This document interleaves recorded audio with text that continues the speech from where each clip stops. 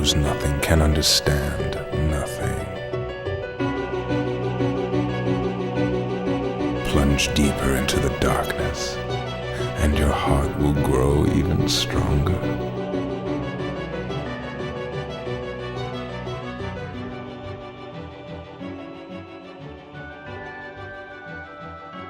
Good tidings, everybody, and welcome to the Ansem Report podcast. Oh, it feels so good to be recording this podcast again. I'm actually so fucking hyped. Let's go! Anyway, that man you hear yelling is Jason, who's with me always. I'm Mike, and this is episode number 85 of the Ansem Report podcast. And I gotta tell you guys, it's pretty hype. It's kind of a big deal. We have a special guest on today's podcast. It is the one and only form change breakdown in general master, Bio-Roxas. We already interviewed Bio-Roxas. It'll be a little later in the show. Before we get to that, we got a couple housekeeping notes. We're doing a little sweeping. We're getting all the mice and the birds and shit to help us Some clean fall the fucking cleaning. house, Cinderella style. Wait, is that Cinderella? Yeah. Yeah, okay. Snow White did some shit with birds too, right? Yeah, she did some shit. They like held her little cloak or whatever. Anyway, I don't know. Not today. I don't know why I said that. Today. Tuesday, Tara and I dropped a very special project to us, a new podcast called Coached by Tara, where Tara explains to me different pop culture things that I have no idea on. We're starting this podcast by having her explain to me the Twilight book series. It's a lot of fun. It's weird for me to not be the host of something, but it's also fun. And I have some 5-head theories about what's going to happen in the future of Twilight. So if you like Twilight, feel free to join us for that. It posts every Tuesday on YouTube and all podcasting services, even though it's not up on everything yet. Thanks, Apple Podcasts. But it will be eventually. So if that sounds like something you are into, go check it out. Unfortunately, Jason has no involvement. Fortunately for him, unfortunately for us. Secondly, I want to point out that last week I went through all this work collecting all this data for all these songs for Melody of Memories to give you guys a confirmed list and unconfirmed list. And then Square Enix goes the next day and releases a song list that doesn't even have all the songs I had on it. Doesn't even have anything new, but like those songs were in like trailers where they showed them played. That would be pretty strange if they weren't in the game at this point. So anyway, you're welcome, Square Enix, for stealing my content.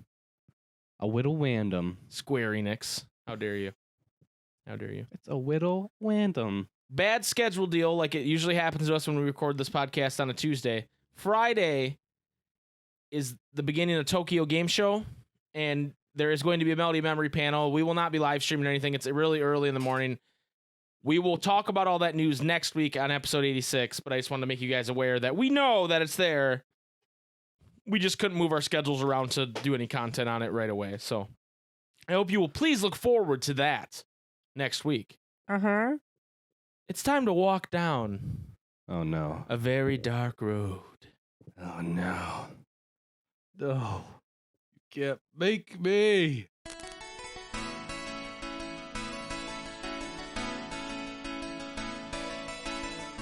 Brand new phone game, Mr. Nomura. Download BlueStacks and grind on your computer. Make some new friends. They all have big keys. They'll all be dead by the time we reach chapter 3. Dark road, take me home to the place where I belong. Scarlet Coyote, Xeno Mama, take me home. Dark road.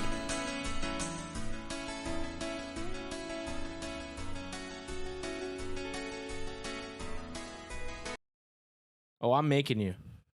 We're doing it right now. We'll go together. We'll go together. Grab my hand, dude. Come on. I did. No, you didn't. Yeah. For the record, I want the record to show that Jason did not grab my hand I'm holding out to. I want the record to show. when I said we'll go together, he did not grab my hand. And my hand is still there, and he is not grabbing it. All right. You have to say it again, though. We'll go together. Oh my God! It was like the Mega Powers putting their hands together. He did like the Macho Man Randy Savage come in with the big scoop, like he did to Hulk Hogan. Oh shit! The date has changed on my Dark Road. You kind of hurt my hand, honestly, the way you came in, dude. It was sorry, dude. No, it was large and in charge. Anyway, Dark Road. I collected my 10,000 jewels again because it's a Monday. It was a Monday in September, and here's what we got going on that's new. There are 2 new cards you can pull for. Roxas and Nominee. How sweet. Roxas's main ability is called Event Horizon, and it has a sub-ability, Attack Up 2. So Sub Horizon is a water strong physical attack. I don't know how it's strong physical, but also water. Doesn't make sense. And also, he raises attack +2 for 10 seconds. Nominee's move is called Innocent Circle, and she has the sub-ability Magic Up 2.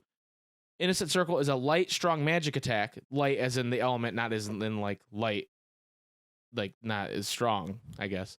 And then magic is +2 for 10 seconds. So that being said, Jason, I got 13,000 jewels. That's 2 pulls, right? That's 4 pulls. That's 4 pulls. That's 4 pulls. You always overestimate how many jewels it takes. It's only 1 pull, guys. I'm sorry. We So can only do 1 well, pull. first let's do my free card draw. We can only today. do 1 pull. Let's see that blue Abu. Blue Abu.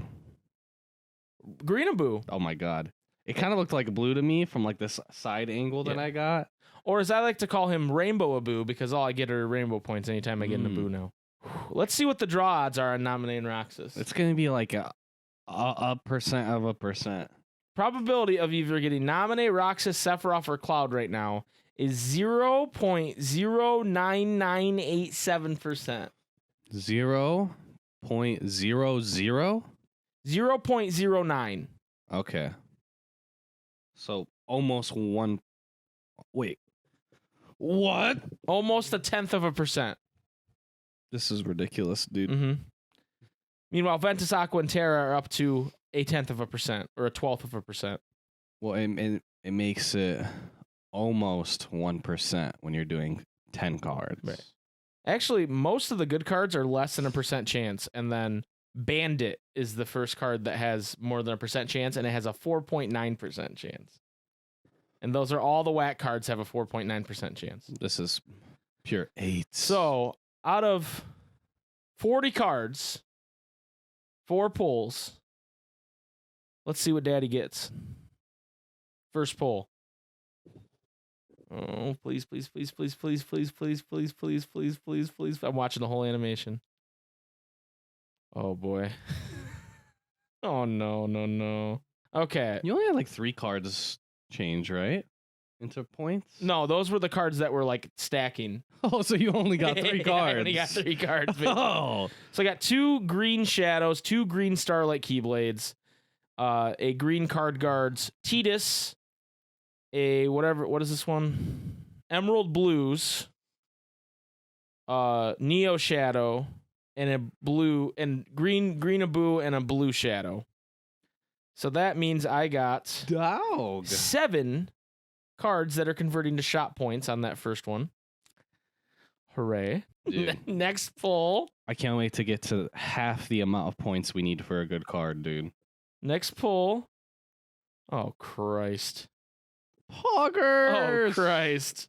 This one's We even got worse. 2. I got 2 cards. Everything else rainbows. Everything else is rainbows. The 2 cards I got are the red Starlight Keyblade, which that's 10 now, and the fucking Queen of Hearts, which who cares? Oh, boy. Oh, no, no, no. You thought last week was bad. This is... Oh, no. Okay, next pull. Please. Please. Okay. What does okay mean? There's 1 hype card. Like hype or just kind of hype? A brand new card. And it is the boy, Ventus. Poggers! Ventus is a card I did not have. Now he's got the trio. Outside of that, I received 2 other cards, a blue card guards, which maxes that out, and another Queen of Hearts. So 7 points, 7 cards into shop points again. Oh, no. One more draw, dude. All right. Oh no, mean, I thought got- we had 2 left. No, I got Ventus, which... But for 4 draws, that's pretty pitiful if I don't get anything good here. Here we go. Moment of truth, ladies and gentlemen. Please. I'm watching the full animation this time. Did you not get a single fucking card? Did you not get a single fucking card? Holy shit. I got 2 cards. I got Wizard, which does magic boost. Cool. And I got Queen Minnie. Oh no. I got 3 blue aboos. 3. You think I'm lying? Look at this. Not to mention a red a blue. A blue. I can't even say his Red name a right. blue. A blue. I got a blue. I got a blued. Wow, Okay, that is so- awful. That's more shot points for Daddy. Can we buy anything good? That's what I'm gonna go look and see. How many you need for Roxas? 9,000 points. First I gotta go to my album and get all my passives that I got for collecting all these cards. Yay.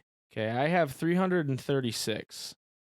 Which 300 is enough to get Cloud, Sephiroth, Roxas, or Nominee. Oh my god, Parkers. So- I think I want to go with Roxas.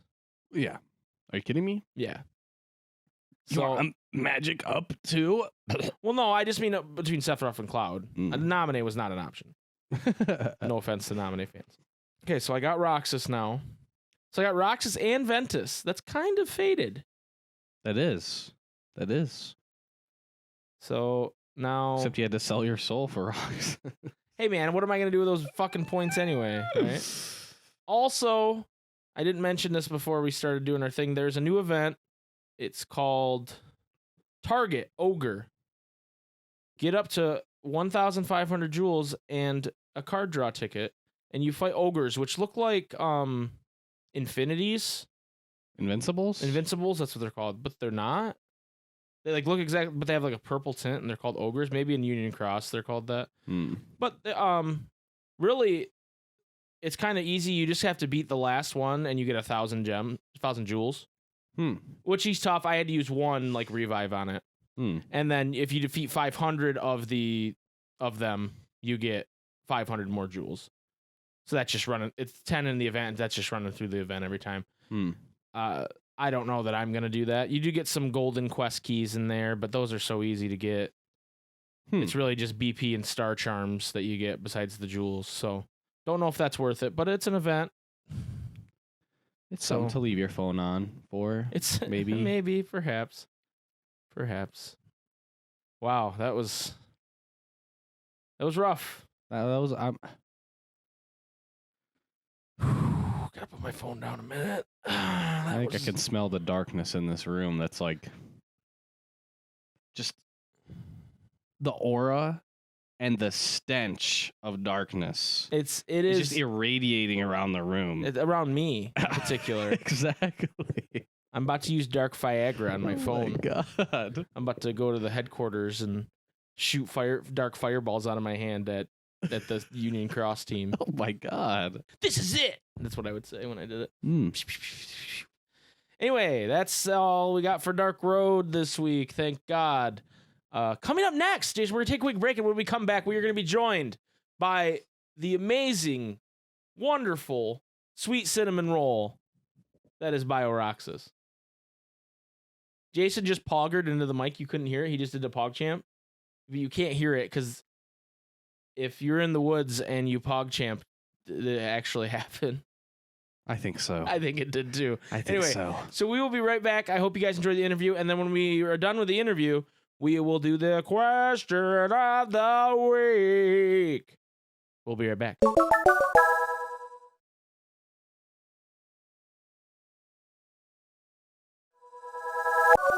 Welcome back to the Ansem Report podcast. Jason, we have a very, very special guest with us today. Dan, I'm so hyped, and not a single person knows who it is. Yeah, we definitely didn't give it away on last week's podcast. Ladies and gentlemen, please welcome Bio-Roxas onto the Ansem Report podcast. Hello, Bio. Hello, how's it going? Oh, dude, it's going great. We're so excited to finally have you on. This is something we've been talking about doing for a long time. Yeah, I was actually trying to look through my DMs and see how long ago we like brought this up. It must have been back when at least August, right? Probably even before that.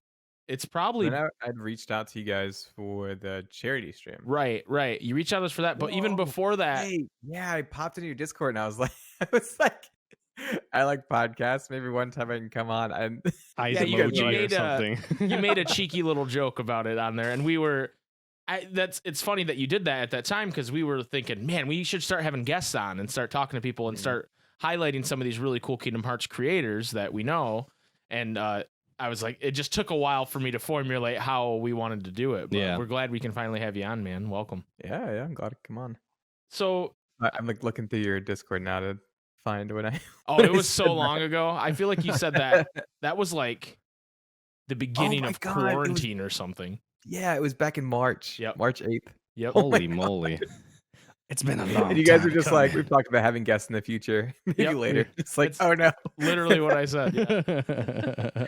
Oh, that's awesome. So let's start off for people who don't know you, which I'm going to find hard to believe in our audience, but just maybe give a little Cliff Notes version of who Bio-Roxas is. Okay.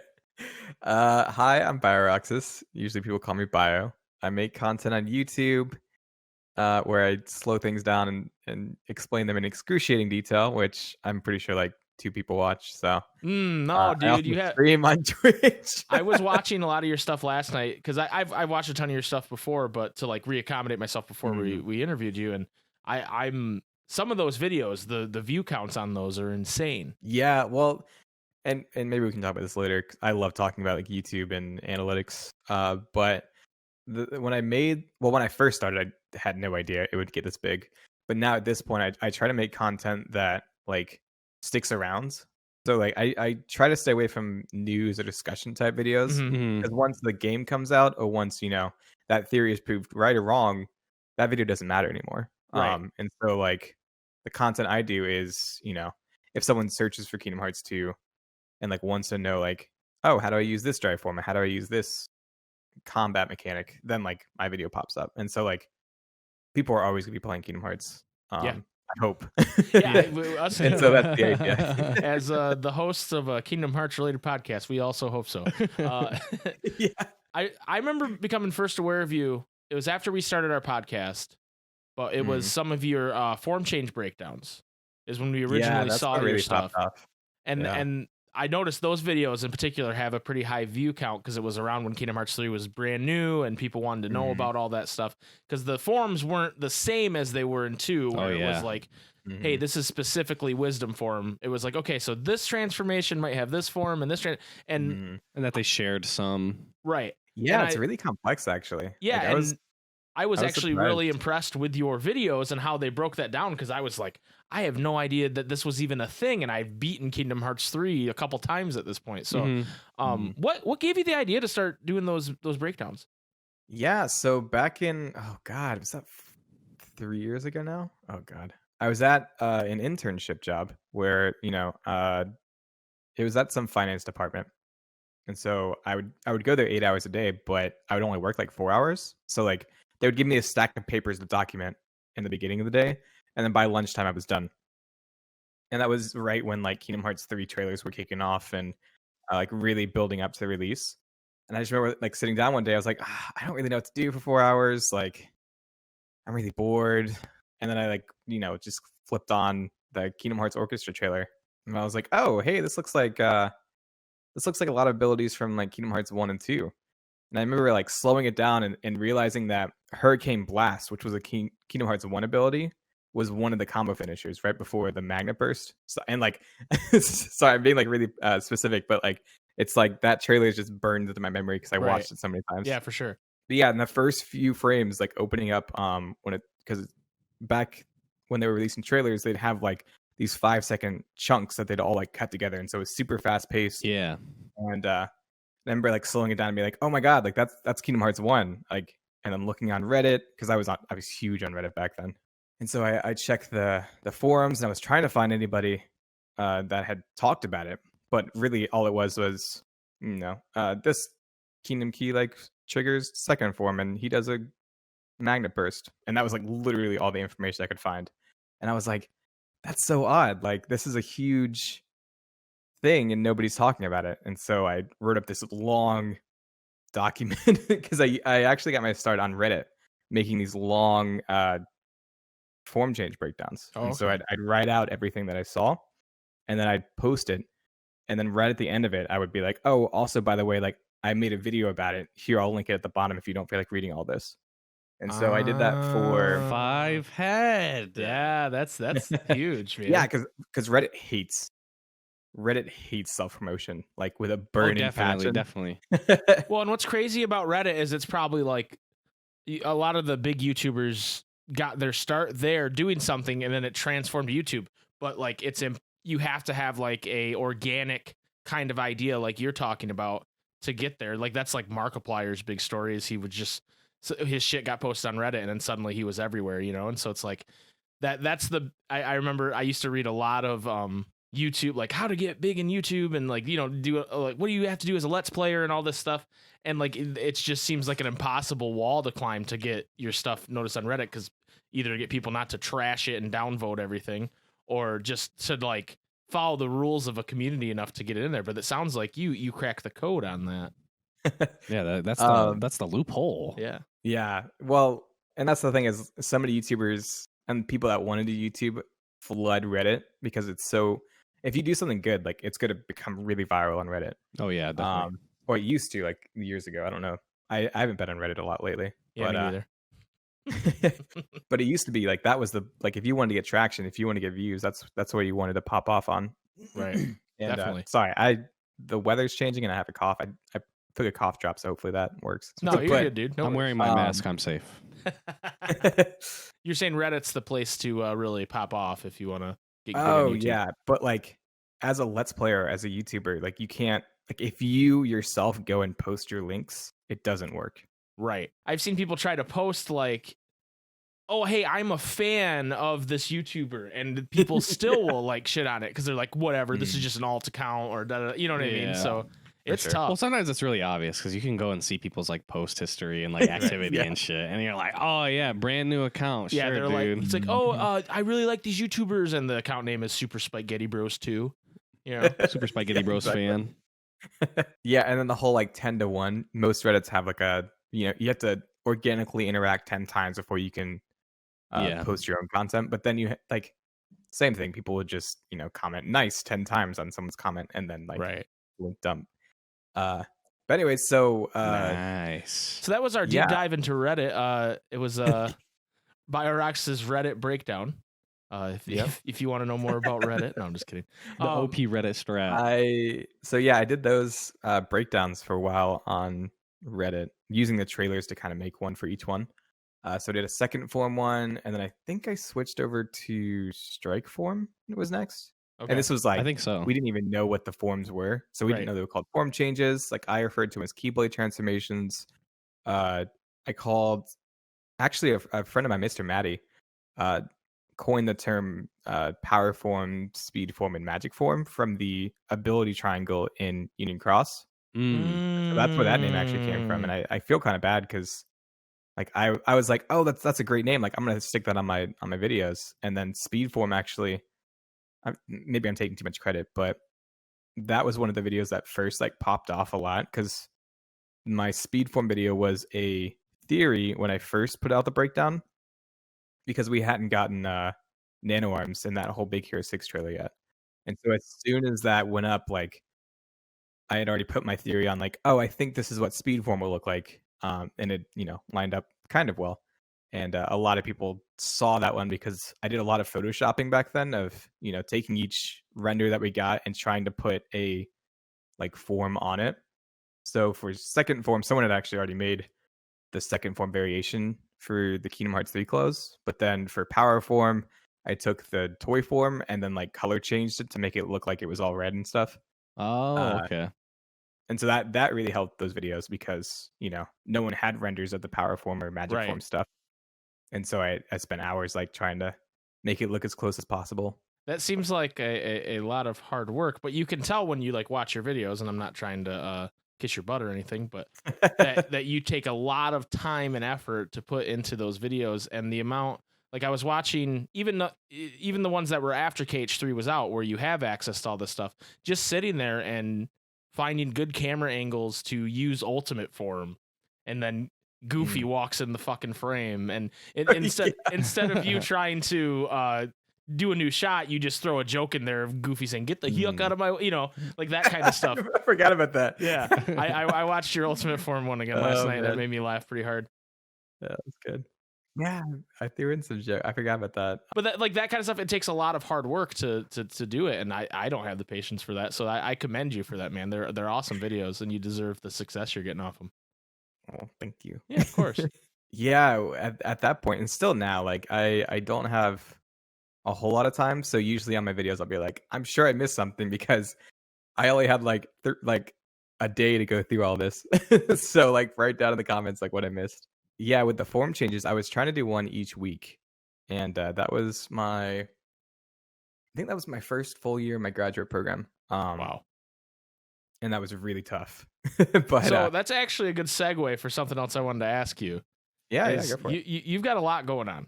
You do usually like 3 videos a week on your YouTube channel, at least. You're streaming 2 or 3 times a week, right? Mm-hmm.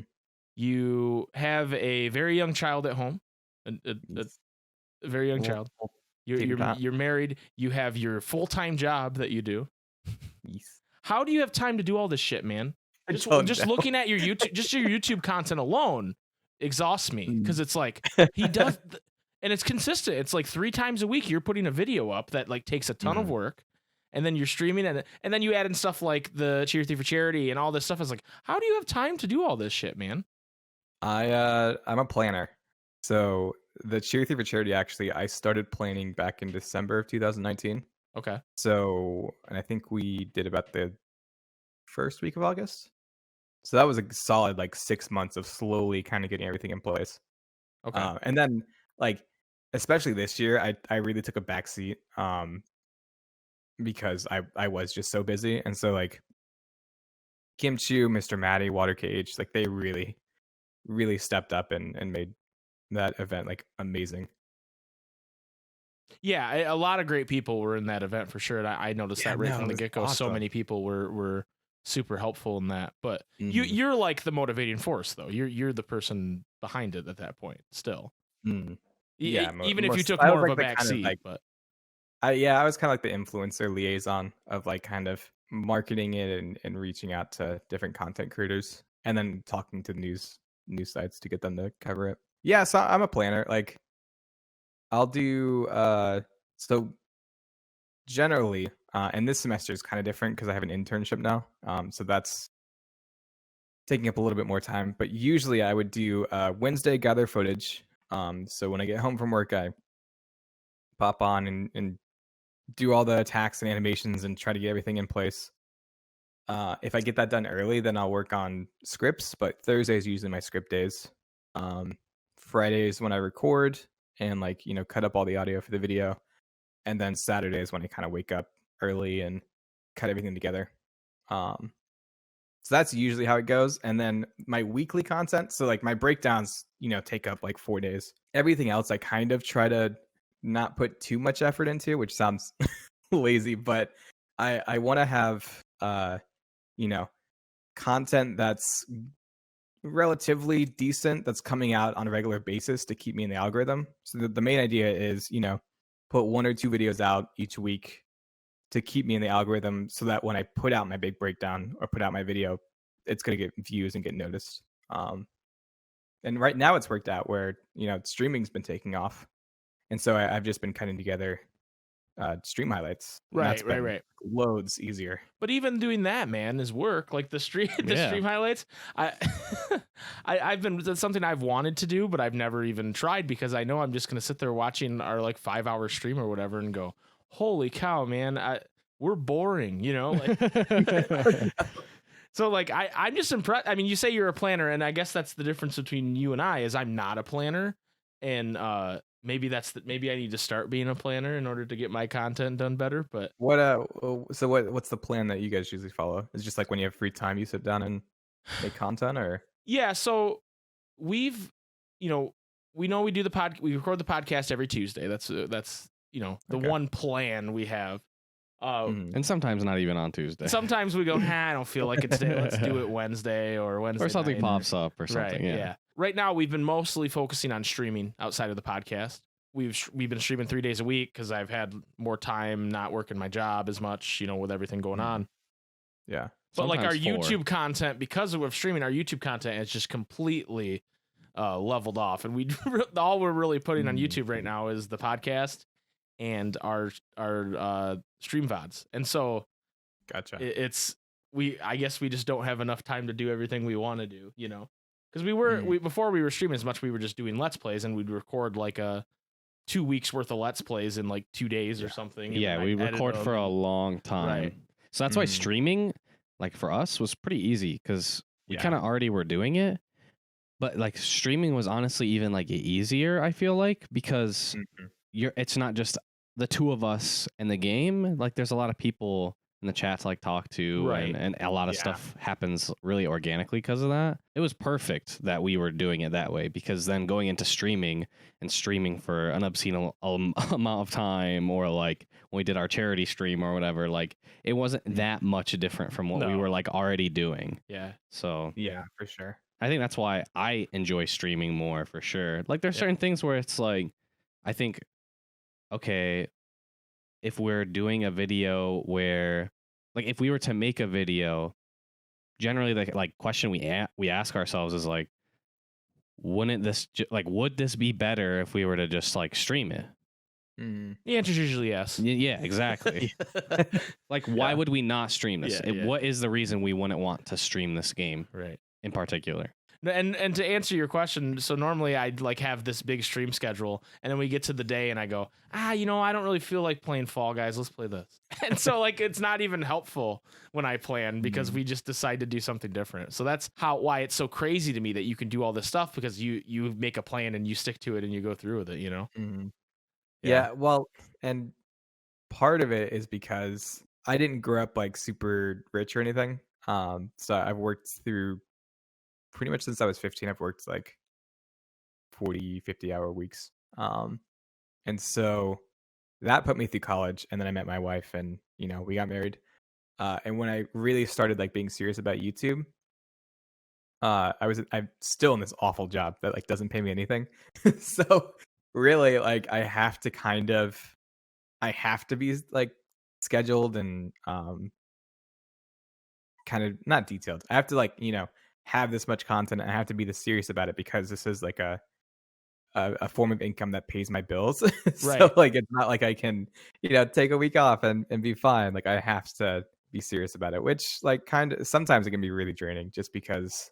But yeah, I have a list of ideas like I'd love to get to, but they don't really fit into the scope of the channel or my brand. And so like eventually, like one day when I have time, I'd love to make content on it, but like right now I have to like stick to a set formula because that's what gets views and what'll end up getting me money. And I'm assuming that your wife's very supportive of you, obviously. You spend all this time doing all this stuff. Oh my god. But you don't want to like put something off and let your YouTube fan base or your Twitch fan base down, but you also want to let your wife and kid down. So like there's more, you have a little more stakes to it than Jason and I do, I guess is the way of putting it. Where if we decide we want to play Hyrule Warriors, and like because of that there's only like 3 people hanging out or whatever, like it's not the same. It does.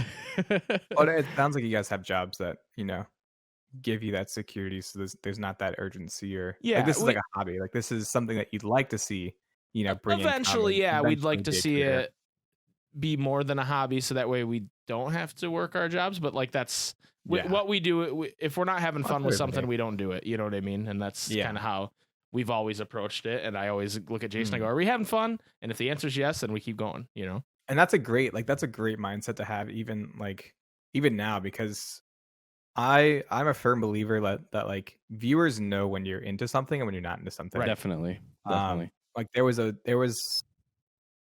trying to think. There was a time on YouTube where I think I had gotten through all the form changes and the drive forms, and oh, what else? There was like Dream Drop Distance Command Styles and the Birth by Sleep. Like I chugged through all of that, and then kind of just jumped into the next thing of like, oh god, what was that? Like boss battles or something. And the views like dropped off because people knew that I don't know. I think people knew that I was just kind of like trying to do anything to like keep making videos and Right. keep making content. Yeah. And then so I was just gonna do like, all the boss battles of Kingdom Hearts 3. And then I stopped and I was like, you know what though? Like I'm not interested in this. Like I'm not having fun. I'm not enjoying this. And so I just like jumped straight to the Keyblade Graveyard because that's what I was interested in. And that's those kind of popped off too. And yeah, so I'm like a huge proponent of like do what you enjoy and people will feel that and see that. Right. Definitely. I think we both agree 100% on that. Let's switch gears a little bit because I want to talk about Kingdom Hearts specifically with you. And honestly, I think our interview with Water a couple weeks ago informed some of this. But where did you first? What's your first memory of Kingdom Hearts? How did you get into the series? Yeah, so hopefully it lines up because we're brothers. Yeah. So I'd hope it'd be a similar story, but Well, he blamed you. He said for his YouTube creation that you're a big inspiration to him, and he also said that he used to watch you play Kingdom Hearts and he wouldn't be allowed to play. That's what he said. Yeah, so Kingdom Hearts 1 we grew up with, and that one I feel like we only ever got to like Deep Jungle. Like whenever I play that, It's a I good like place hate to the stop. first. I hate that world, Dude, I I love hate Deep that Jungle. world so much. And so I'd always get up to that point and then stop. So whenever I play Kingdom Hearts 1, like whenever I stream it, I'm always like really bored the first half, and then we like get past that point. I'm like, oh my god, like I don't know these things anymore. Like Right, they're it's a not little bit of a familiar. newer experience. Yeah. So my parents were like religious, and so they saw the box art of Kingdom Hearts 2, and then they saw the ESRB rating, and it said like blood or alcohol or something, and they're like, you can't play that one because it was just like Pirates of the Caribbean or something. And so, and we'd watched all the Pirates movies like growing up. So like we saw them drinking alcohol in live action and whatever. Anyways, so I didn't get to play that for a while, and then I think one of our birthdays, we'd always have like gaming parties for our birthday, and so we'd have friends over and we'd stay up all night and play video games. Yeah, And I did remember the my same thing. parents- Definitely. Yeah, they were fun. And my parents were like, "Okay, like we think you're old enough. You can play Kingdom Hearts 2 now." And I remember just like ditching all of my friends, going into this corner of the room, turning it on, and like leveling up Valor form for the first time, and then just like spend all night leveling all the dry forms up because Oh, my hell yeah. older brother played Kingdom Hearts 2, and so he had a save file, and so I just picked it up from there and just played it like all night. I think it was all night. It's funny So, how many people I've talked to about this subject, like, hey, how did you discover it? And this is my answer too, is I had a bunch of friends over and we just all played Kingdom Hearts all night.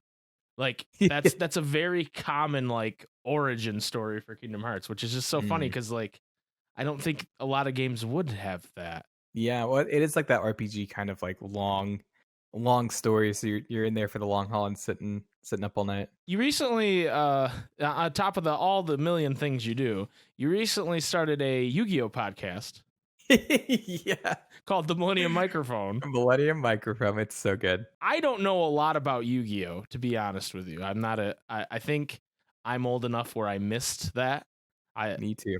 Oh really? So you're not aware? No, I know nothing about Yu-Gi-Oh. I literally my friend Shibuya put out a tweet like a month and a half, and was like, "Hey, would anyone be interested in doing a Yu-Gi-Oh podcast?" And I like replied, and I was like, "I've never watched a single episode in my life. The only thing I know about this kid is he has a Egyptian pyramid on his chest. I'm in." And they added me to the group call. And so you're just like, "Hey, I'm in," and so you're kind of the fresh eyes version part of the podcast. That's awesome. I hadn't listened because I was like, I don't really know shit about Yu-Gi-Oh. But now knowing that you are kind of like maybe I will give it a listen because I'll go, okay, me and Bio are in the same boat going into this. Yeah, I think we do a good job of like Shibuya will give a brief synopsis of all the episodes that we watched, then we'll discuss it in length. Nice. And we do it like bi-weekly. No, I always get this wrong. We do it every other week. Bi-weekly, So then right? my viewers can watch all the episodes, and then Sean, shout out to Sean _AFK, one of our mods. He yeah. listened to it and he said he loved it. He said it was really funny. Oh, that's awesome. That you guys Yeah, did great. I'm really surprised at the response we've gotten. Yeah, I really wasn't expecting that, because like I've always been tied to Kingdom Hearts, and like I'll make some content. Like I just finished up a Nier Automata breakdown right before we started recording, but yeah, so it was nice to like kind of not spread my wings, but like try other content and Right. be supported through that. And the same with Twitch. I've been like blown away that people just want to watch and hang out with me when I'm not playing Kingdom Hearts. Right, yeah. It's really weird. That's something we were a little worried about too. Mhm. We started streaming because we would stream Kingdom Hearts stuff, and Final Fantasy stuff, which is kind of in our wheelhouse and our fan base's wheelhouse. But when we started playing other things, like I think the first thing we played different, and we played like Batman Arkham Asylum randomly, and we like did a poll in our Discord and everything of, hey, what do you guys want us to play? And we put some games in Arkham Asylum 1, and then we had like half the viewership of it, and I was like, oh no, can we only play Kingdom Hearts or Final Fantasy for the rest of our lives? But since then it's gotten better. I think just people were just like, okay, Batman, whatever. But that's something that worried us. But now knowing that we can play kind of almost whatever we want and people are going to be there for it is awesome. And it sounds like you're having the same experience. And Twitch is really odd. There's like, you have to be so consistent. Yeah. And be that like, because I only have time to stream like 2 hours every time I go, which makes it hard to collaborate with other streamers. But like, I stay with that schedule for 6 months. I don't know how long I've been on Twitch, but like, it takes a lot. Like, I had like 2 viewers out for like at least the first like 2 or 3 months, and then Yeah, it's a grind. yeah, but once. The thing about Twitch, though, is you build up those loyal followers, and when you're consistent, they know when to come out. Right. Oh yeah. And so as you go on, it starts to build up, and then there's just this point where it snowballs and it explodes. And YouTube's kind of similar, the same way of like being consistent, building up a viewer base, and then Oh yeah. it what's the word, like expounds, whatever. Anyways, It's sorry. like exponential kind of. Yeah. Exponential. There we go. I really like, so when you put content out on YouTube, it kind of feels like it's going out into the void. It's a message in a fucking bottle on like whether or not, like there's certain analytics, but like you don't know if that bottle is going to reach the people who are going to enjoy it, right? On Twitch, like if we're playing like a KH2 rando or something, right? We put that our game is Kingdom Hearts 2. Anyone who goes and clicks Kingdom Hearts 2, then it shows the list of people that are streaming. And there's like a sea of people that they're starting to build their fan base, and so they have like 2 or 3, 4 or 5 viewers. But then once you like start like spiking into like the teens and like the 20s and stuff, that's how like you end up being like on that top row of creators, and you can clearly see what you need to do, like where you need to be in order to get to that point where you can start to you're more likely to get those random clicks on your stream, randomly get those new people into your stream. And I think that's way cooler, and like, at least for me, to know like what we should shoot for. Cause it's like with YouTube, your content can like be really high quality, but you don't know like where you need to get to in order to start to see those like bigger numbers, right?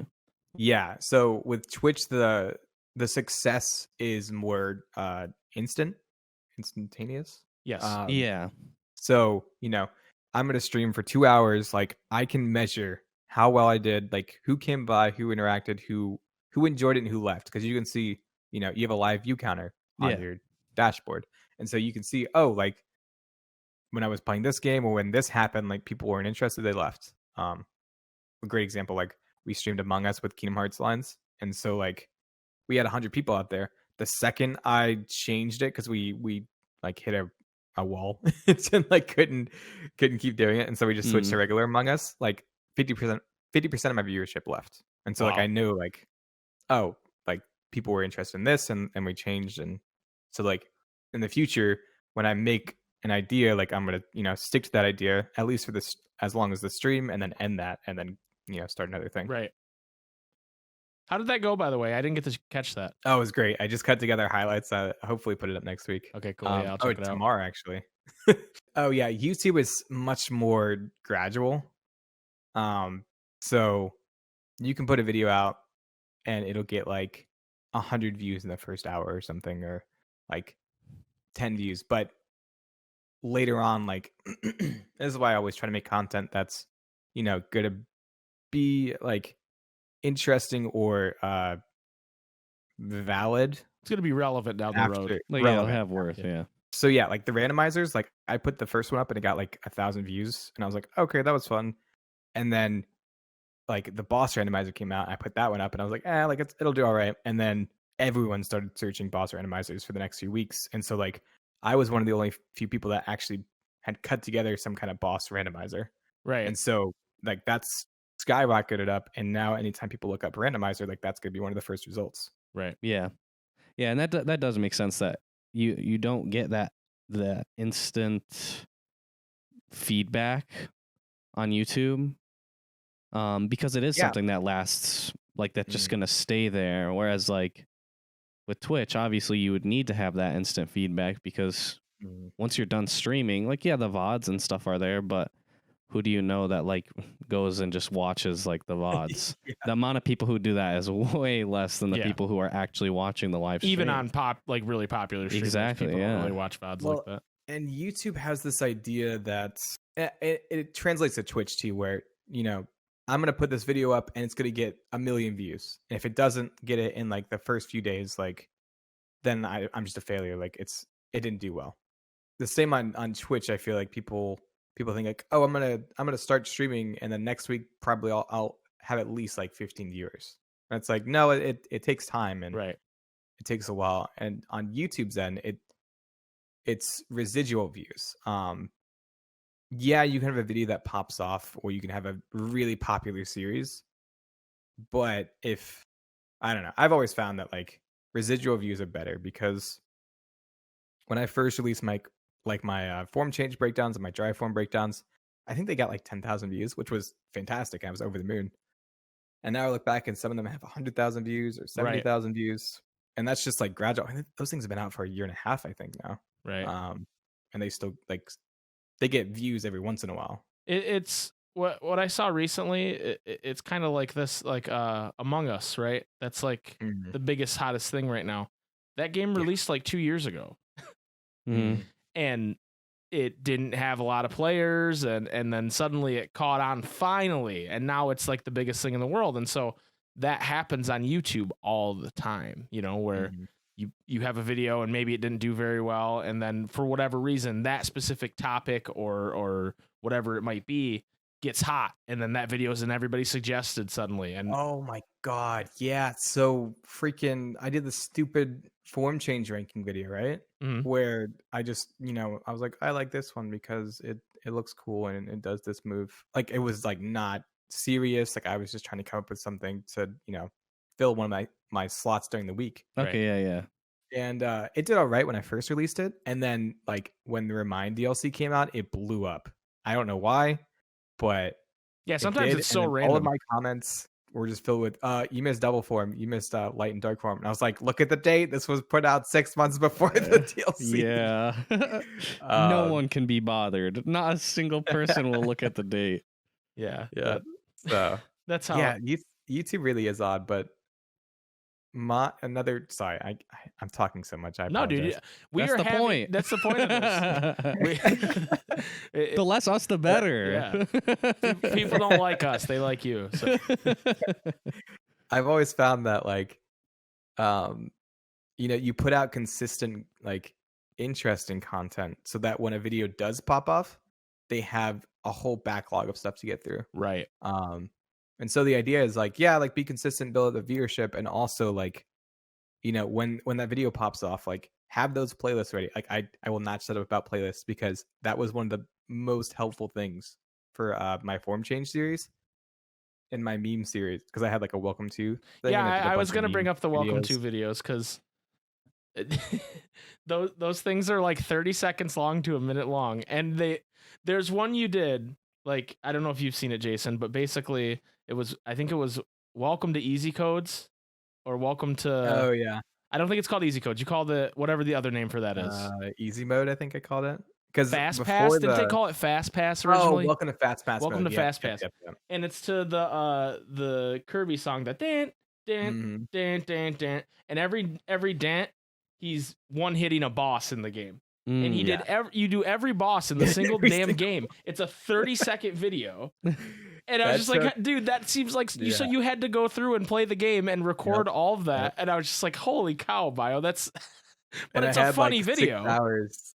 I had 6 hours of footage because I was so scared I was gonna get to a boss, and like I would accidentally hit something and miss like the shot of Mhm. killing it, and Oh so I my just God. left it on. I had like a 6-8 hour like video.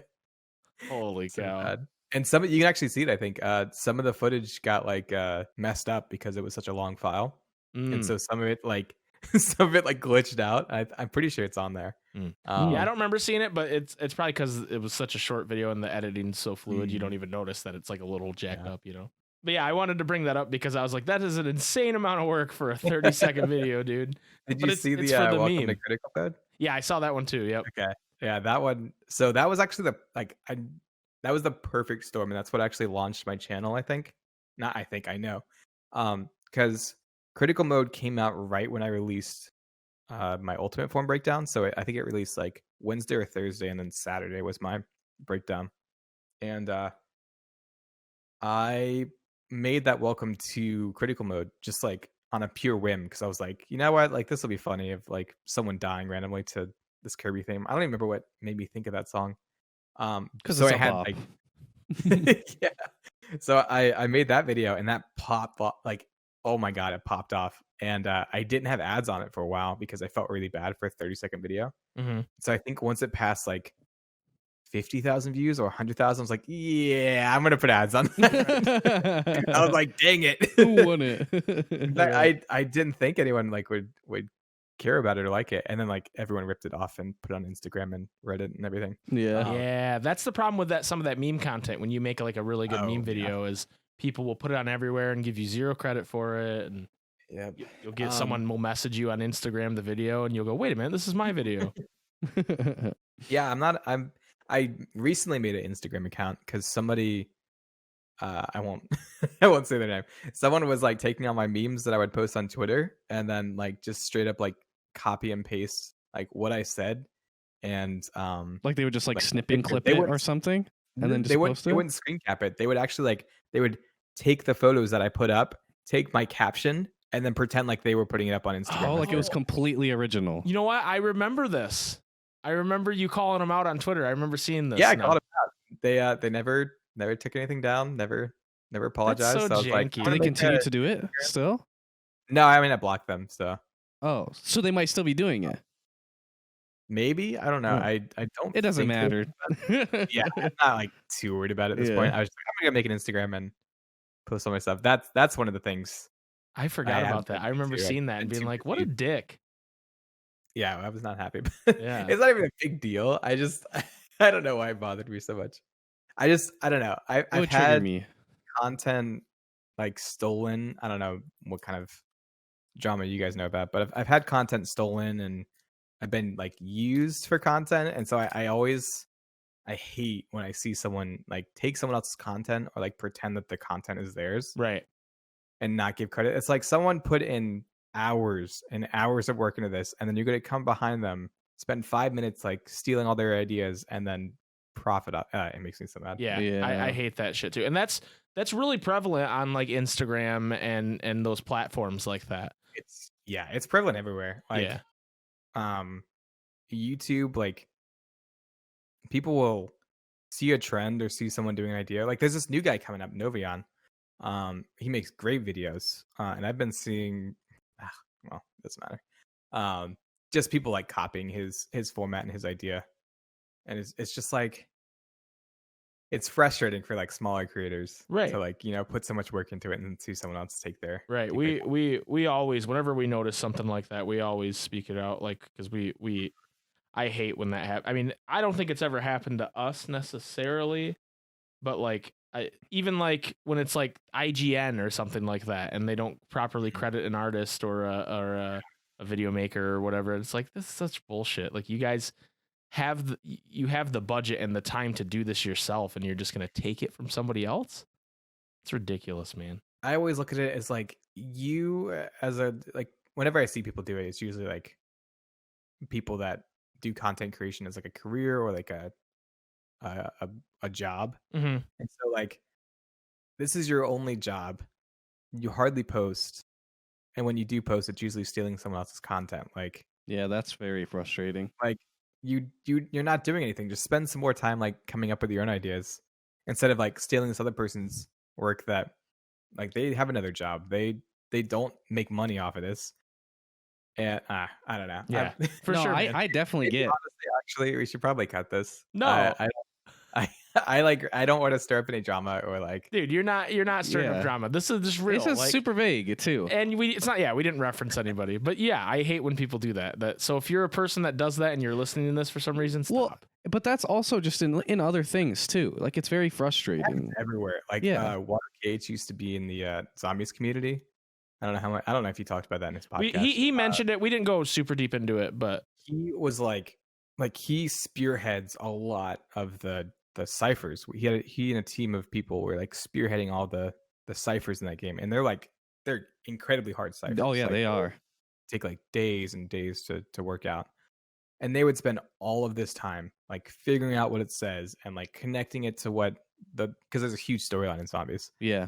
And then all of these YouTubers would just be like, "Oh, hey, I'm gonna take that, make a video off it, and get 100,000 views. Thanks." Yeah. And like, no work on their part. They literally just read off the scripts that like Water and everyone else had like spent time deciphering. With some like dog shit gameplay in the back. Yeah. And I'm sure that's where it comes from, is like seeing him, be so passionate about zombies and be so passionate about that community, and then just see like him just get like just taken advantage of, and right. like it sucks. Yeah. I mean, that's honestly like really refreshing to like hear you saying that, because it's like, to me, just in a lot of things, when there's people that like there's a lot of people that I know that are very talented at certain things and very passionate, but because of their circumstance, that's not the only thing that they do. They have other stuff that they have to do in order to make a living. But then there's somebody else who literally is fortunate enough to make a living off of this exact same thing, but it's as if they don't even care about it as much as these other people who would give anything to do what these other people are doing, whether it's like in media, like doing like journalism or something, or like making content, original content, like putting a lot of effort into something that's like their hobby, and then somebody else comes along and either their original stuff is, and I, not to even say that like that they're a bad creator, but it's like, if you have like a platform where you're able to do this, where you're like able to profit off of just kind of like doing a watered down, like kind of like dog shit version of what somebody else did, like that type of stuff is so like infuriating to me. Like, shouldn't you care more? Because they take advantage of, like, they take it for granted that they, have this platform and have this, like, dream job. Right. But, like, they've been rewarded with not putting in effort and getting money back. That, right. What's the point? Like, yeah, why work harder and, make the same amount of money when I can just, half-ass something and, get the same amount back? Yeah.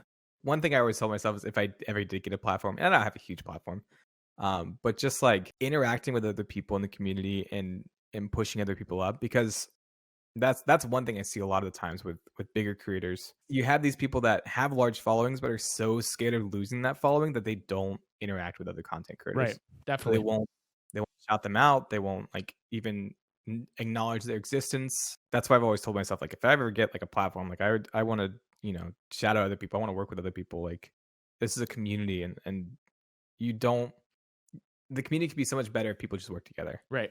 Agreed.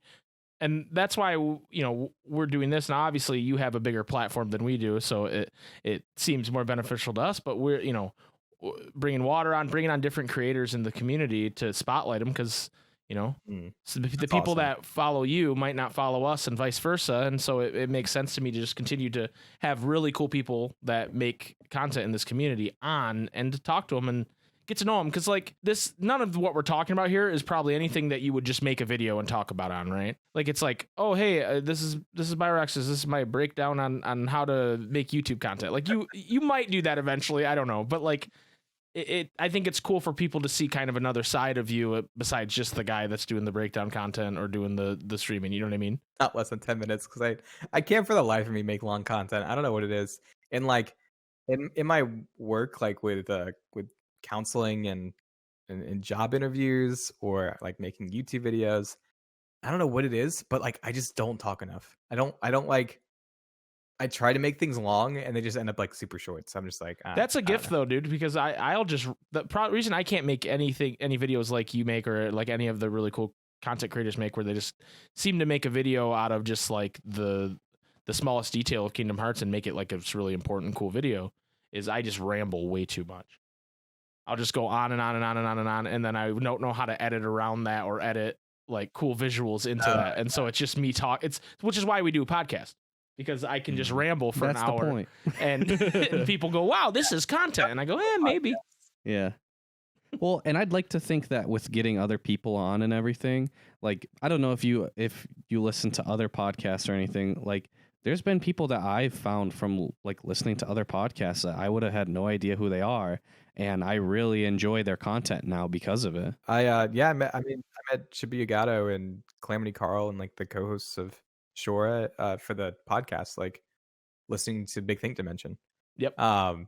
Like, yeah, no, I love podcasts, and like I don't know, I have this dream for the Kingdom Hearts community, because I try to like, you know, talk to a lot of different content creators and artists and I don't know, just connect with as many people, like modders, because so many of these people do amazing things, but content creation, social media, I don't know what it is, but something just like isolates these different groups. And so I don't know, I just think it'd be so cool to have content creators that work together and, you know, push each other up, and artists that push each other up, and modders that all work together. I mean, they're doing like a open cage thing where they're trying to, I think, funnel all the mods together so that you can just have one area where you can put on a bunch of different mods. Right.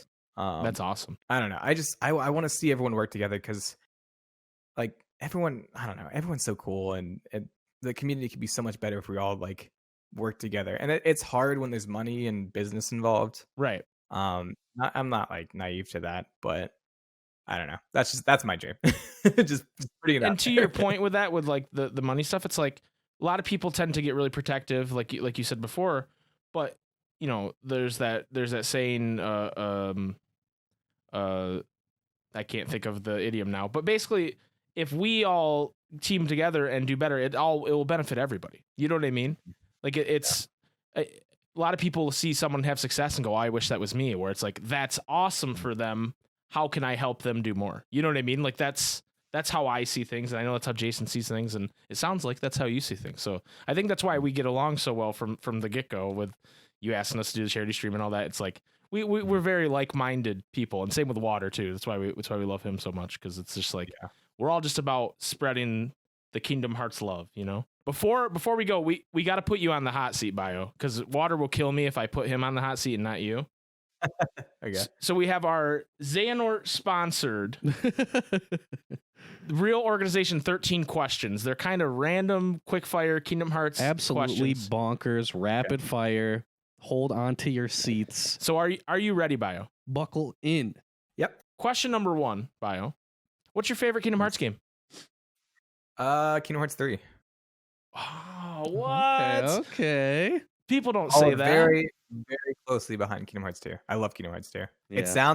I feel so bad because like on Twitter, I feel like I come off so blunt and like against Kingdom Hearts 2, but Kingdom Hearts 2 is awesome. Like it's a great game. There's a reason people like it. The problem is there's people that won't accept any other opinion other than Kingdom Hearts 2 Final Mix is the greatest thing that's ever been made. So on Twitter, it's just so black and white. Yeah. You can't really have a good conversation. So you're either for something or against something. Exactly. That's kind of how it ends up. All right. Next question. Favorite non-Kingdom Hearts game? Let's see. Let me think. Mirror's Edge is a really good one. I love that game. The Evil Within. Ooh, okay. And Bloodborne. Oh yeah, Bloodborne right at the top. Okay. Nice, All nice. All 3 games I've never played. But I I think played it's Mirror's Edge. Mirror's Edge is dope. I actually, you know what? I have played Mirror's Edge. Nier Automata is really good. Resident Evil 7. Like, I don't have time to play games anymore. It sucks. Yeah, you're too busy. He gets his daily dose of or like weekly. He gets a couple little like smack rolls of some Final Fantasy 14 or something. Oh my God, I'm so sad. Every week I'm like, I want to play Final Fantasy 14 off stream. Like, I love this game. I want to play more of it. It's one of those And then grinds. It just feels good. Yeah, and then Monday comes around. I'm like, oh, I guess I didn't play this week. I get to stream it a little bit. It's awesome. Favorite Kingdom Hearts character? I think I know the answer to this, but yeah. Yep. Could have seen that one coming. Yeah. I actually like Ventus.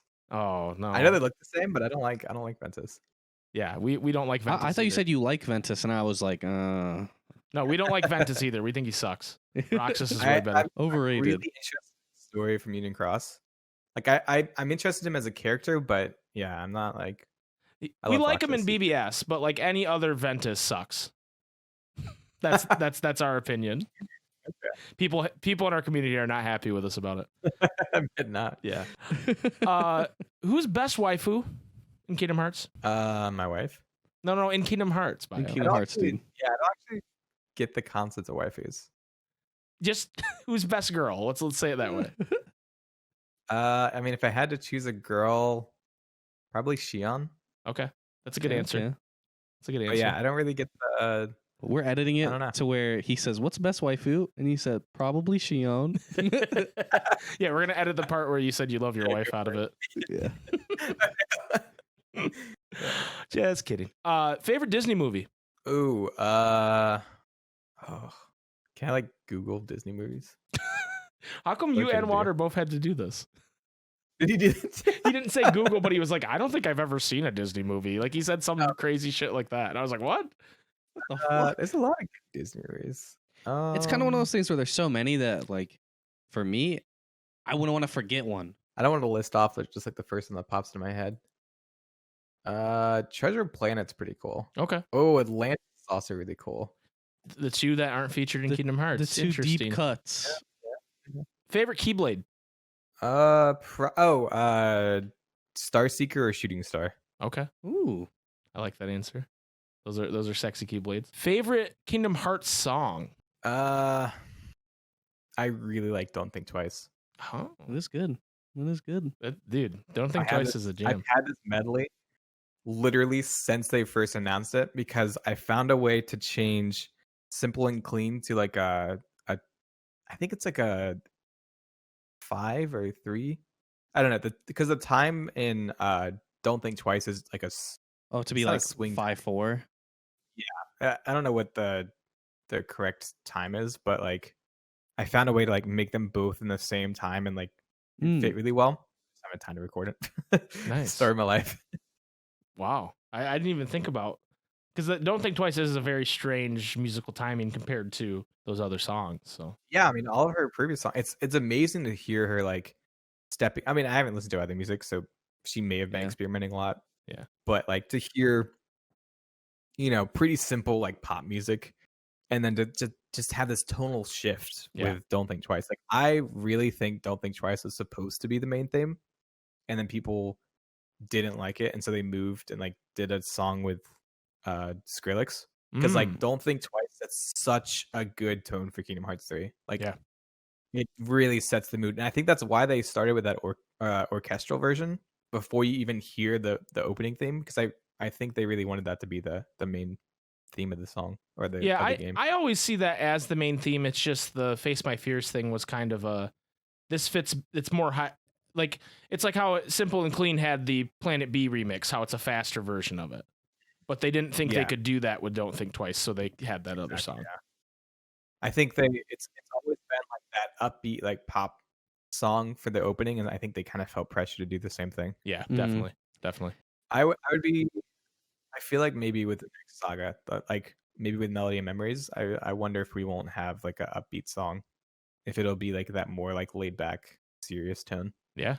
Next question: what's a world that is not in Kingdom Hearts that you would like in Kingdom Hearts? Everyone says Treasure Planet. That one's a cool one. Yeah, Partner that'd be with cool. that. They kind of went for it a tiny bit with the little treasure spears. Yeah, right. I was Yeah. like, what? It's almost like Look- Nomura looks was teasing everybody. He's like, no Treasure Planet, but you can have these. It's random. Number 9, who's the best Xehanort? Young Xehanort. Man, you and Water both didn't hesitate on that. Such a good voice actor. Okay, best Xehanort, Master Xehanort voice actor. Leonard Nimoy, Rutger Hauer, or Christopher Lloyd? The first one. I don't know who that is. It Leonard Nimoy, yeah. I grew up with that. Yeah, I think we all did. Rest in peace, Leonard Nimoy. The next question is our question of the week this week. What was your most satisfying moment in playing Kingdom Hearts? Like, what moment of the game just was like, yes, this is what I needed? Any of the reaction commands in Kingdom Hearts 2. Oh, that's a good answer. One, it sounds like I'm like narcissistic, but just like playing, because I got to go to Florida. My wife, literally, I wanted to gush about my wife more because she's awesome. She's the only reason I'm able to do all this. And during my winter break, which was like a week long, I found out that there was a Kingdom Hearts 3 demo event at Disney Springs in Florida. And she was like, let's go. Like I'll record it. Like you can go play it. And so we literally made unspecified time, because I don't want to tell you where I live, but a very, very long car ride all the way to Florida.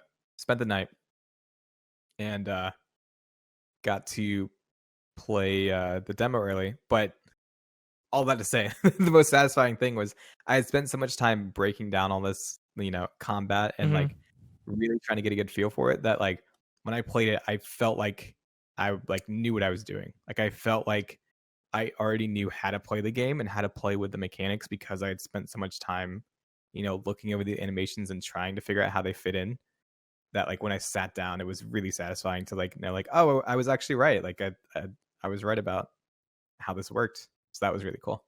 That's actually really funny, because I remember this now when I was doing the Easy Code run after you went to bed during the charity stream. I had mentioned that I actually went down to Florida to play that demo. Did you really? And your brother was like, "Oh, did you like meet Bio there?" And I was like, "What are you talking about?" and so Tara, my girlfriend, was working at Disney at the time, and I just happened to be going to visit her that week when they were doing the demo, the first week of the demo.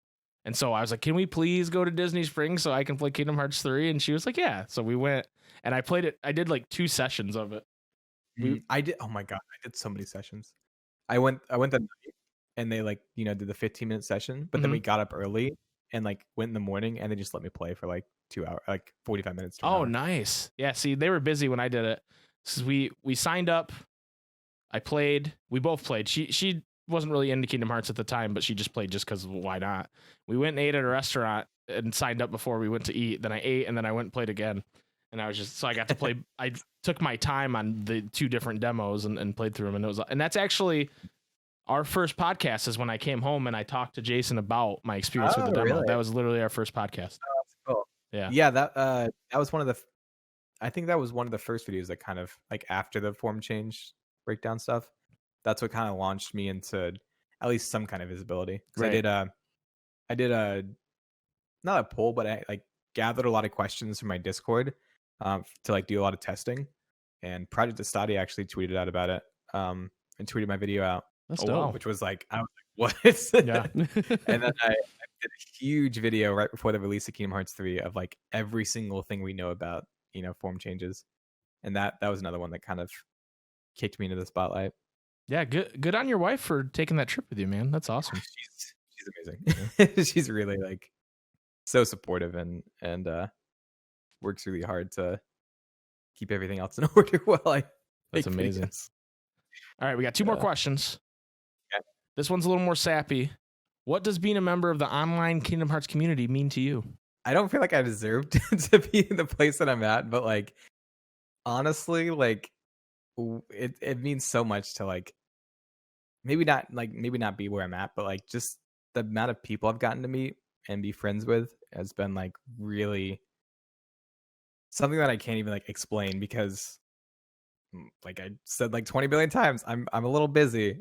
And so it's hard for me to socialize. And so like my main source of socializing comes from online. And so just like having really cool friends and really nice supportive people that, you know, talk to me is really cool. And I'm very grateful for that. Yeah, man.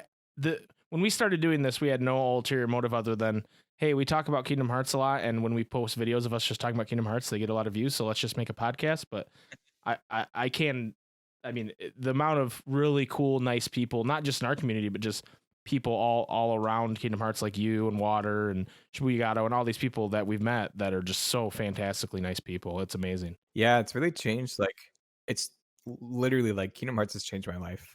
Yeah. In multiple ways.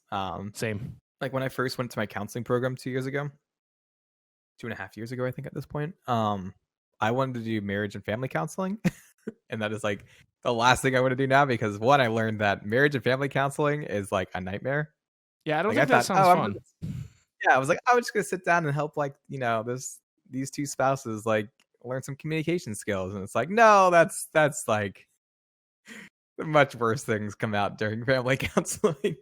Yeah, I feel like that'd be very awkward. But now, like with, you know, all this online stuff that I've been able to do, like I've experienced with social media and just online connections, and so eventually, like I want to pioneer the field of it's called telehealth, but it's like online counseling. Okay. And it's telemental health, but it's like so bad right now. It really is. Because people want to do counseling like they, you know, do in person, and that's not how it works. And so instead of innovating that and trying new techniques or different styles or a different way of communicating, they just, you know, do the same thing they do in a live session, and that doesn't work. Right. So I want to make that better. Yeah, that's awesome, man. Finally, final question, number 13, the big one. The big one. What are your goals for the next year? I want to hit 20,000 subscribers before the end of the year. I want to hit partnership on Twitch by the end of the year. I want to graduate from my program and start in my career. That'd be really nice. I want to quit my job. Yeah, that's my goals. Dude, those are all very lofty, great goals, man. Like, I don't think you need to add more. Also, he wants to be a millionaire. Yeah, I want to own my own private island. All those, I think, are great goals, and that they're all very doable. Yeah, your goals. I didn't want it to seem like I was like, oh yeah, he wants to hold the moon in his damn hand. Like, anyway, Bio, that's all the questions we have for you today. Thank you for being on. Do you have anything that you want to say to the Kingdom Hearts community at large or our audience? Anything you want to throw out there? Honestly, if you are in the Kingdom Hearts community and you're passionate about something or you enjoy doing something, go for it. Like, the only thing holding you back is you, really. Like, put out content. Like, I always say the worst thing that happens is you learn how to do something. Either you learn how to do a little bit, or you learn how to get a little bit better at video editing or photo editing. But yeah, just like if you enjoy something, like create something, like try to make money off it. Yeah. But again, so like my whole thinking process is like, how do you not profit off of something, but make something profitable? Because like I don't make a lot of money, so I have to like pay my bills somehow. So, but yeah, like just try it, go for it. Thank you so much for coming on our show, man. Why don't you let people know where they can find you? Plug all your stuff, man. Plug it up. Yeah, I tweet sometimes. I'm on Twitter way too much. Oh, that's one thing I wanted to say was Super Butterbuns is like an amazing content creator. Like, yes, she does not care about like pushing people down. Like, she's always like tweeting out like, oh, I love this or I love that, or like this person did something really cool. Like that's what I aspire to be. Like, she's so cool. She is very cool. But I love that mentality of, you know, sharing a community with people. Yeah, I'm on Twitch. I stream Monday, Wednesday, and Saturdays so far right now, 8 p.m. Eastern Standard. I tweet way too much. Don't follow me there. You'll hate me. And I make YouTube videos. Everybody go subscribe to this man. Let's get him to 20,000 by the end of the year, all right? If you're not All subscribed 20,000 to of you listening, Yeah. go subscribe. We can do it. yeah, all 50,000 of you, if just half of you subscribe to Bio, he will reach his goal. So please do that. Bio, man, thank you again. You've always been super cool and generous to us, and we appreciate that. And we'll have you on again in a little while, and we'll just shoot the shit on Kingdom Hearts some more. So sound like a plan? Let's do it. Hopefully, hopefully, I can have some more time next time. Yeah, definitely. But Bio, thank you. Ladies and gentlemen, we will be right back with the rest of the Ansem Report podcast.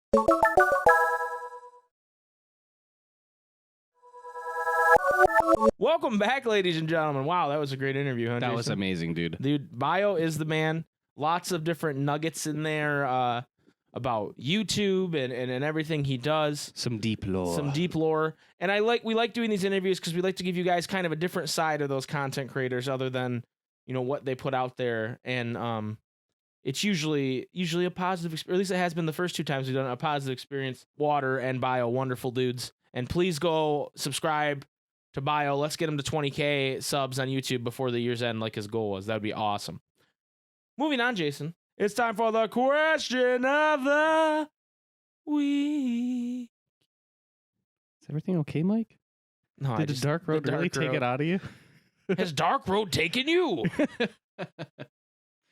I have to strike you down myself. Please, Ericus, no. You're supposed to be a good guy. This week's question of the week was from Alex. I'm not the imposter. It says, Kind of sus. this one, for the second week in a row, it says, this one's kind of weird, but here's a question of the week suggestion. What is your most satisfying moment in KH? Was it beating a certain boss? Certain sound effects? That one great cutscene? Zemnis's voice? Aqua? What made you feel so fucking satisfied?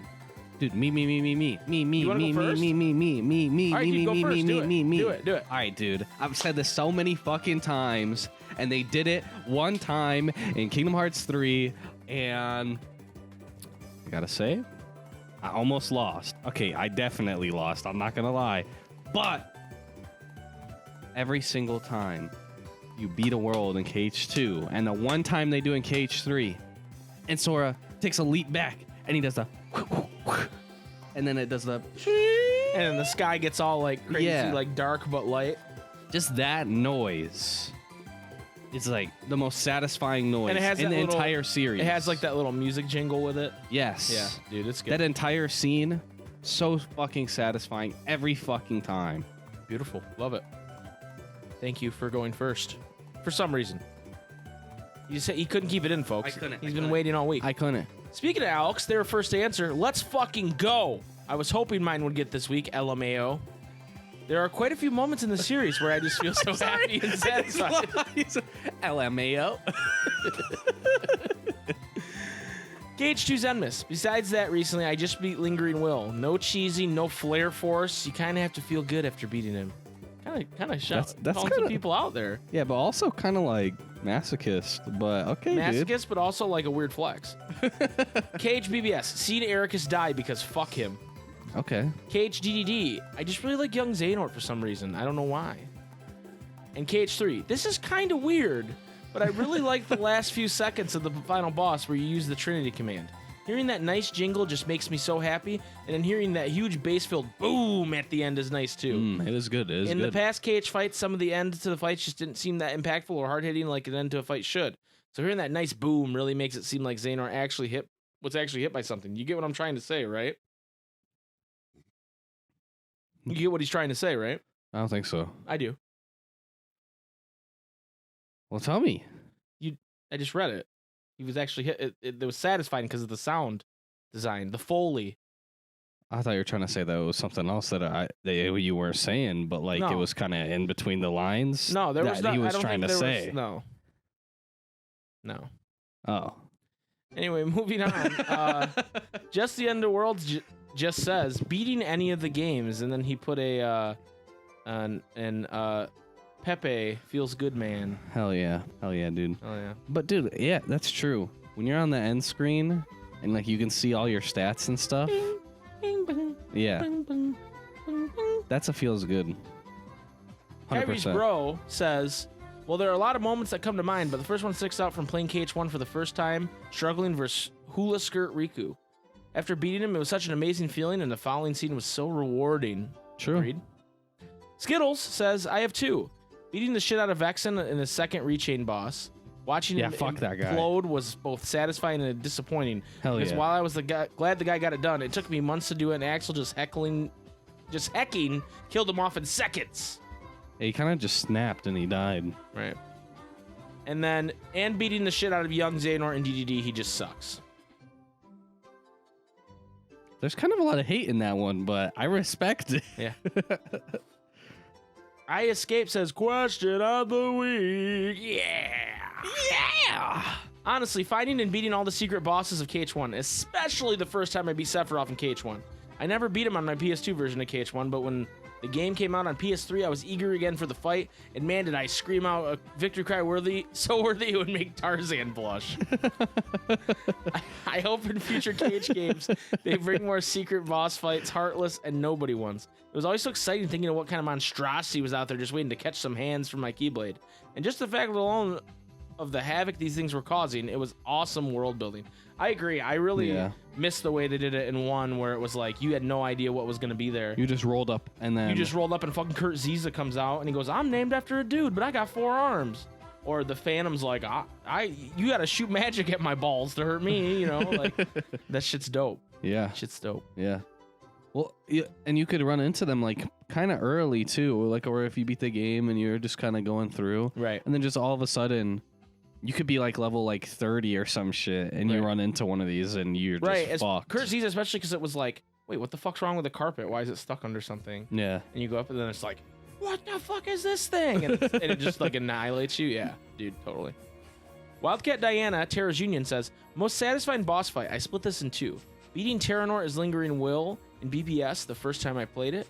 It was on proud difficulty. I always play on that. Weird flex, but all right. And this year, when I beat Yozora for the first time, I remember when I was beating Terranor, I had my PS4 controller plugged into charge. So I was standing up in the living room, and I just started going, come on, Terra! Come on, Terra! And when I beat it, I screamed, ah! I added that part. And when I beat Yozora, I realized I was going to win. I got up and screamed again, ah! And rushed to take a selfie to celebrate and share with you guys on the Discord. Yeah, I remember that selfie. Hell yeah. Hell yeah, Wildcat. Jip, imposter, I hardly know her, says, before I give my... God damn it, Jip. Before I give my answer, an honorable mention was getting a gold crown on Critical in KH2. But that happened this year, so it was a very achievable goal. My most satisfying moment has to be the first time I beat Sephiroth in KH2. I was 10 at the time, and it literally took me an entire week during the summer. I grinded so hard and watched so many YouTube videos on how to beat him. It felt so good when I finally beat him for the first time. My heart was racing for literally 10 minutes after. What's sad is playing KH2 today, Sephiroth, is super easy for me now. I must have been pretty dog shit at video games as a kid. Yeah, Jip. Imposter. I hardly know her. I think we all were. Yeah. Orpheus Joshua says, there are many moments in the series I find satisfying, but the one that stands out the most to me is the entire final episode of Birth by Sleep. I don't know why I said that so funny. This is probably a cop-out, LOL, but discovering that the Land of Departure was transformed into Castle Oblivion all along really blew my mind initially, and even now I consider it to be a masterfully done twist. Aqua giving herself up to let Terra Xehanort stay in the Realm of Light, seeing a brief time skip of that same Terra Xehanort being Apprentice Xehanort, and seeing everything culminate during blank points are also on the same league of satisfaction for me. I don't know why I can't read today, sorry guys. Birth by Sleep did raise a number of questions pertaining to characters and lore, but by the end, it really felt as if all the dots were connecting during that conversation between Aqua and Ansem the Wise. I guess what ultimately made this whole ending sequence so satisfying for me was being rather skeptical on how directly connected to modern day KH this game would be when I first started it. That's apparently how I have to read in order to read properly. But by the end, I was so impressed with how everything weaved together and connected to present day KH. It sounded like fucking Riku. Yeah, dude. Maybe the voice actor for Riku just can't read like me. He just was having a bad day, Yeah. dude. I was so impressed with how everything weaved together and connected to present day KH. Something I wish Union Cross did concretely after 5 fucking years, but I digress. Thank you, Orpheus Joshua. I'm sorry that I ruined it. The blank points, even though like the last time we watched it, we were like, shut the fuck up, because we had been playing fucking DDD. for so long. Like, Yeah. it's still a really good scene. Yeah. And it's one of those ones where, like, you can watch it a bunch of times and still get, like, goosebumps because you're like, holy shit. Right. And also, yeah, like, I remember the first time I saw that the Land of Departure turned into Castle Oblivion. Having played Chain of Memories, I was like, yo, so in one of the rooms, Ventus is just there? Like, you could have ran into him type shit? Like, that was super cool. Prompto Sean, Church of Demix, says, Demix Bieber. No, he didn't say that. This is going to be controversial. The most satisfying moment in KH for me was the ending of KH3. Going into it, we've been told that this was the end of the Dark Seeker saga. Sora's story wouldn't be ending. So the ending of KH3 was the most satisfying way they could have ended the first phase of KH for me. We get to see everyone finally back where they belong and happy. They could have stopped there. They could have just stopped with Lee and Ice on the clock tower, Roxas, Shion, and the Twilight Town gang. They could have just stopped with the Wayfinder trio, reunited at Land of Departure. They didn't. They went the extra step and threw a beach party. That's right. Everyone we'd fought so hard to save on Destiny Island partying up. Just missing Cheetah, Selfie, and Waka, but they're busy in Final Fantasy X-3. Okay, is Selfie in Final Fantasy X-3, Sean? Come on, dude. Yeah, dude. That's a little cringe. Kind of posted cringe there. Yeah, dude. That you should have just crossed her out. He crossed out the whole thing, but he should have just crossed Selfie out. Yeah. I know most people were really upset with Sora disappearing at the end, but for me, it was the perfect way to end this phase and kick off the next one. This whole story started with Sora trying to save the... This whole story started with Sora trying to find his friends. Now they're going to have to try and find him, and I think that's great. I feel like it's a great way to come full circle on this story 18 years in the making. Aqua, Terra, and Ventus have been in the realm of darkness for over a year. Obviously, the epilogue was amazing.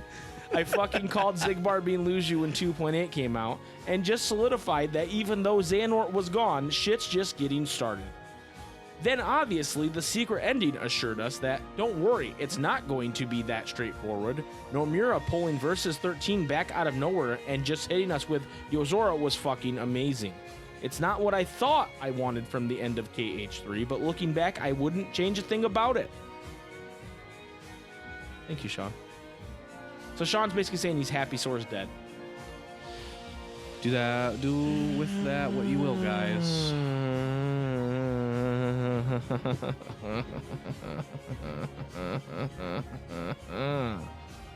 My answer was in KH3, one of the most satisfying things for me was when you finally get Aqua out of the realm of darkness. And she's like, oh. That is very emotional. She's like, oh, we're back on Destiny Island in the realm of darkness. And they're like, no, silly, we're home. And she's like, what? And like she's like crying, and then Goofy's like, oh, this is so sad. And I'm just like, ah! Also, my second answer, after years of just seeing this lazy, stilt-looking motherfucker sit in a chair, looking like he's coked out of his mind, he drops down from the motherfucking heavens and parts the Red Sea like he's some kind of Disney Moses. I'm talking about Yensid. When Yensid shows up in KH3, hell yeah. that was probably that's like the one thing I remember when we were first playing through the game, like we were doing our Let's Plays and all that. Yeah. That's the one thing I remember where I was like, holy shit! Like I was so fucking hype about Yen Sid. Yen fucking Sid showing up to like drop in like a fucking nuclear bomb. You know, that shit was hype for me. For me, that was when Lingering Will pops through when you like go through the second time. Yes, that is cool too. Because we were like, what the fuck is going on? Why are we watching this cutscene? We still don't understand what was going on. Why are we watching this cutscene? Yeah, we still don't know. Why are you watching this cutscene again? And like we were kind of like, okay, do they not know what's gonna happen? The game glitch. Did the game glitch? What the fuck is going on? And then Lingering fucking Will comes out and DBZ battles fucking Terranor. It's fucking badass. Okay, so now for the next question of the week. Mike is smiling. Everybody's putting a weird question at the front of their question. So now I have to like pick those. We're gonna go with Orpheus Joshua's question. Weird one, but what type of magic spells would you want usable in later KH installments that have either been neglected in recent titles or just not used at all? This will include differing takes on spells, like how fire is different in KH 1 and 2. I like that question. and then Kind of a weird one. I've been having these weird question of the weeks lately. Question of the weird. That's the question of the weird for next week. It's a little weird, but let's just roll with it. Thank you, Orpheus Joshua. Thank you for everybody for answering the question of the week. Also, thank you to Bio-Roxas for coming on the podcast. It was great. We'll have you on another time. Great dude. Everybody go check out his channel. Check out his Twitch channel. Check out his YouTube channel. Check out his Twitter. Check out his Discord. Check out all his shit because he makes really good content. And he's a great dude. If there's a KH content creator that deserves to be followed, it is Bio-Roxas. And me. And Jason. Go follow Jason. I don't have anything. Go follow Jason on Grindr. Hold up. You're really gonna dox me. Yeah, do you got anything else you want to say before we go, Jason?